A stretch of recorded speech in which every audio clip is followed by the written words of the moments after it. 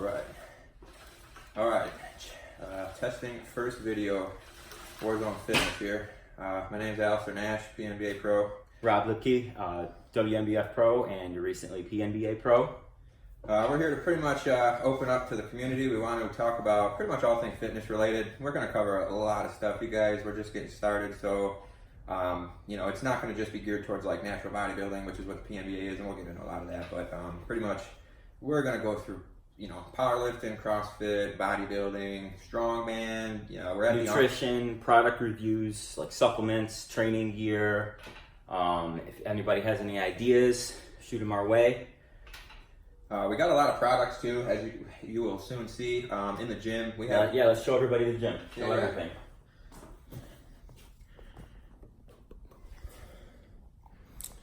So we got the good old American flag right there, of course. A Smith machine with some other stuff on there, pec deck fly and stuff. Squat rack there, benches, preacher curl thing. We got plenty of plates, not enough mirrors. Dumbbells, of course, all the way up to 140. Okay, nice little platform there. Custom built by Matt Bayo. Another rack, incline bench, all kinds of bars. Let's show them the bars. You want to go over the bars? Yeah, so pretty much we'll just give you a rundown. We've been through a lot of trial and errors with this, so like we've literally gone through a lot of different products. But we got an Extreme Monkey safety squat bar. We went through Spudding strap, but then when we got the Powerhouse Smith machine over there, we kind of did away with this. But don't get me wrong, Spudding is really good and it works really well. I guess you could lift this, but that's just a sword from winning the show. But it's just sitting there right now. This unfortunately was a product we got that they would not reimburse us for. Forget the company, but we broke the barbell. So if I get the company's name on that, I will be sure to let you guys know that this is not a very good bar to have. It broke with like 180 pounds on it. Titan axle bar, this thing is sweet. Anybody, experiencing like tendonitis and stuff in the forearm elbow area, or even like, back of the arm tricep, this is a good bar to use just because of the wider grip. It's going to allow a little bit of the flexor and extensor to get some relief, and it's held up really nice. The one thing I do notice about this bar though is if you buy calibrated plates from Rogue, which we have pretty much every set of, they don't fit on this bar, so buyer beware. These two easy curl bars, one of them's cap, the other one's a random bar we got from school closing.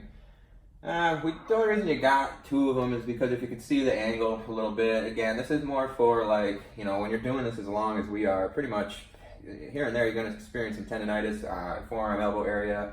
Sometimes this is more of my tricep bar, this is a bicep bar. Just depends on what I'm doing, just because of the angles. And that's a personal preference for me. Everything alters with everybody. But this is an ugly bar I tried to paint, just another cap bar. This thing right here, Matt just got this not too long ago, but this thing is freaking sweet. It is a mace and it weighs 15 pounds. This is great for shoulder rehab. You could do so much with this, and we're going to get into this soon. Back day, chest day, whatever you want to call it. This is just an attachment for the Smith machine. It's essentially just a pull down bar. The reason why we got this one is because the range of motion gets severely increased with this. As you can tell, it has a little bend to it. And range of motion, you can play around with that. We're going to get into all that kind of stuff. The last thing we got on here is the Titan Fitness Bison bar. A lot of people got bad reviews about that, and they were all scolding about that because it's only got 500 pound capacity. Let me tell you something right now. Unless you're squatting 500 for reps or deadlifting 500 for reps or benching 500 for reps, this is a great goddamn bar. I've benched with it, had easily up to over 300 on it. I've squatted over 400 on it for reps. Probably around 455 I've done for, sets and reps of 5, 6, 8. And this bar does not give it all. I mean, I know it's already cambered to an extent, but it does not give any weight to that weight. I imagine it can go over a bit over 500 pounds. The only thing I'll say about this bar is I wish Titan, if you're listening to this video someday, just make the end of this bar another 2 inches longer, or come in just another 2 inches, just because it can't be racked. It is a pain in the balls. And then the last one we got is a trap bar. We do have a Elite FTS safety squat bar as well, but Robbie took that one to get painted, and It's currently under works. So when we get that one back, we usually like to go between the two just because Titan, their collars spin, they fit the Olympic collars, whereas Elite FTS, you're gonna have to use a special kind of collar to, you know, adhere the weight to the collar, but it's not that big of a deal. Oh, let's not forget my favorite, the camber bar down here. Oh God, how did I forget that? Where is it? Right there for squatting. Love that. That and the yoke bar. That's all I squat with. No straight bar for me. That one's also from Titan. It's 90 pounds, and that is one hell of a beast. The last thing we got is probably the most used bar in the gym, and you know, anybody doing a garage gym, if you're looking for a bar to start with, like, oh, I don't want to spend the money, you know, it's over 200 bucks. Like, no, you got to go and get an Ohio Power Bar from Rogue. This thing is magnificent.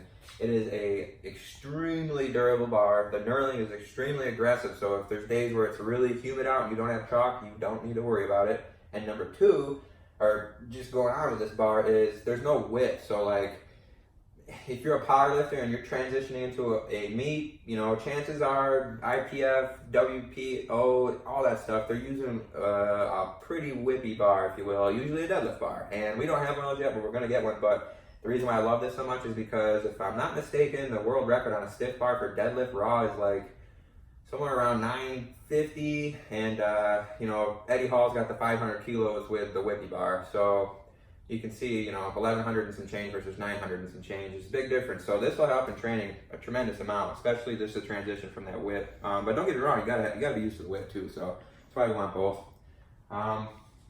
Like here, we just got some accommodating resistance for bands. We want to get into chains. As you can see, we are like addicted to superheroes. At least I am. These guys are gonna slowly catch on at some point, but yeah.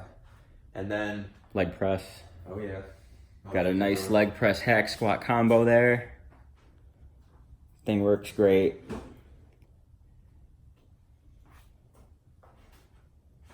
And then the reverse hyperextension.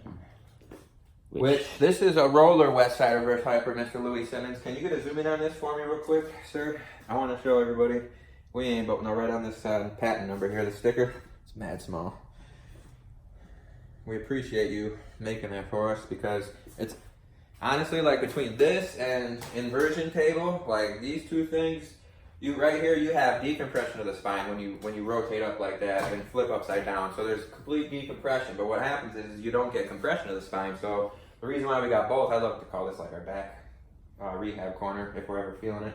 The reason why this is so good is because the pendulum on the bottom swings not only backwards like a plank. Everybody was doing the plank contest a couple of years ago, whatever, they were doing the plank. That'll be compression of the spine too, but what people don't realize is also it can go forward and get that mimicking action of the decompression of the spine if you allow the pendulum to swing both ways. So that machine right there, I can't tell you, every commercial gym out in the country should have that, and if they don't, you should question your gym owner. And don't forget our leg extension, leg curl. Yep. Sometimes we'll use it as a preacher curl. It's plate loaded, and I use a lot of leg extension and leg curls. Well, actually, I don't leg extension much, but I use a lot of leg curls, but that one just burns. Like, I've used a lot of leg curls, but that one really works good. Robbie's favorite, I'll let him tell you about this. Oh yeah. These things, you clip them on the bar for bench press. I just did that today. That's why, if the camera is a little shaky, I benched really good today.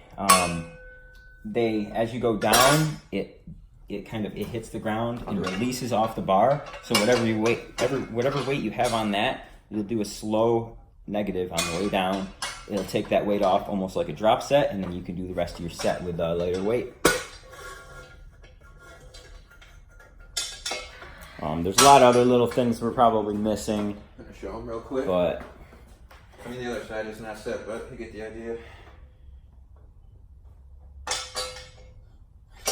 Down, they release, and then up. Could have been a little shorter, but oh well, you get the idea.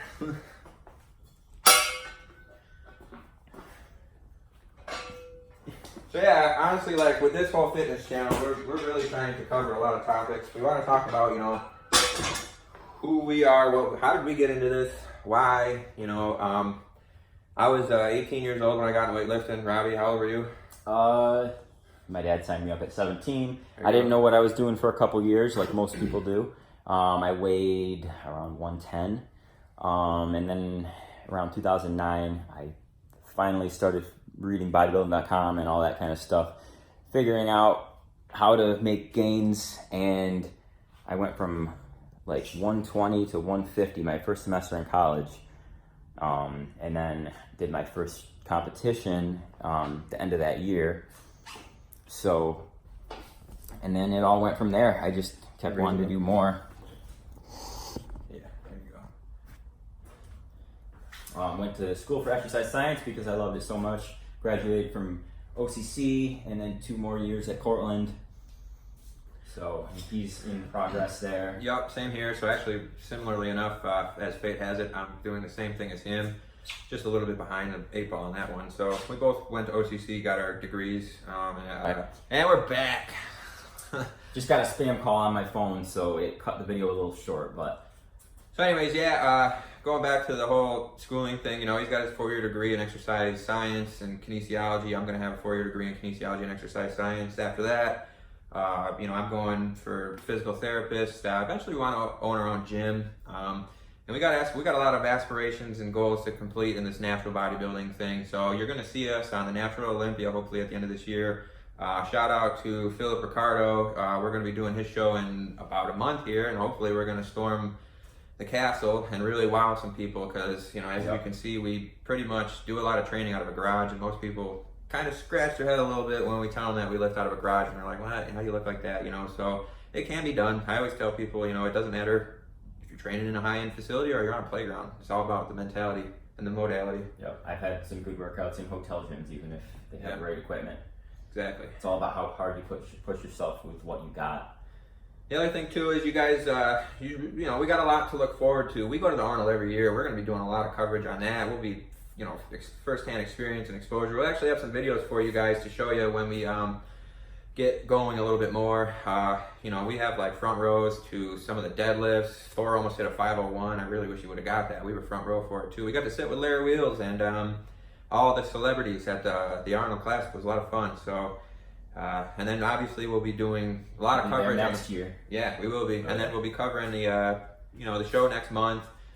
Hopefully qualifying for the Natural Olympia and getting to that, and really trying to just make some waves this year. By no means are we looking to try and come in first place, but we've been putting the boots to the asses, so we really want to try and make some waves when we get there. So we're trying our best. As you can see, we just got done with a brutal workout. We're both soaked. Yeah. So, and another couple things, as we talk, I have a lot of interest in a lot of different things, and so does he. We have like a good mixture of stuff.